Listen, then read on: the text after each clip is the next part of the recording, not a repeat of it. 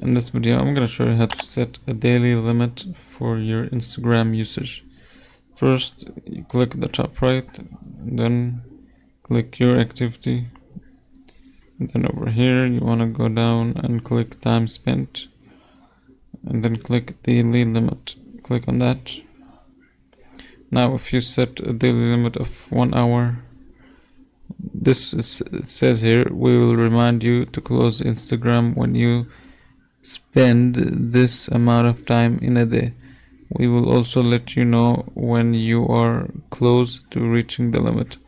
This is like a reminder, so this will remind you to close the app. And here, unfortunately, there's no custom time, so all you have is like 1 hour, 2 hour and stuff.